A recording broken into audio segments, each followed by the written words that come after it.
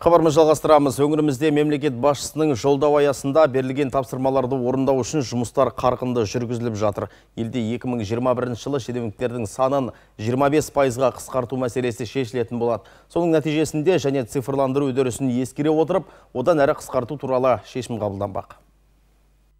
Мемлекеттік қызмет жүйесін ретке келтіріп, қайта құру керек. Індет кезінде мемлекеттік қызметшілердің басым бөлігінің қашықтан жұмыс істеу режиміне көшуі мемлекеттік аппаратты қысқарту керектігін және бұған толық мүмкіндік бар екенін көрсетті деді президент өзінің жолдауында. Мемлекеттік аппарат және квазимемлекеттік сектор қызметкерлерін қысқарту мерзімін жеделдету тапсырылды. Биыл олардың санын 10%-ға, ал келесі жылы 15%-ға қысқарту жоспарланып отыр.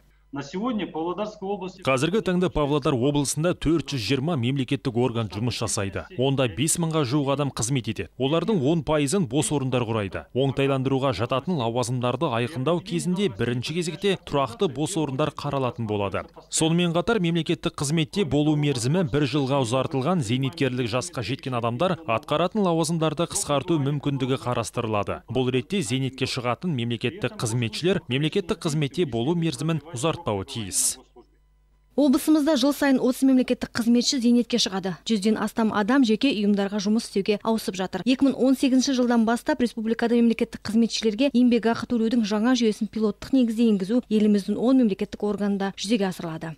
Осы жылдан бастап Павлодар облысының штаттық саны 2983 бірлікті құрайтын жергілікті атқарушы органдары пилоттық мемлекеттік органдар тізбесіне енгізілді. Жергілікті атқарушы органдар қызметкерлерінің жалақысы өткен жылмен салыстырғанда 2,5 есеге өсті. Еңбекақы төлеудің жаңа жүйесін енгізу есебінен кадрлардың тұрақтамауы да төмендеді. Бұл жаңа жүйені енгізудің тағы бір маңызды тұсы.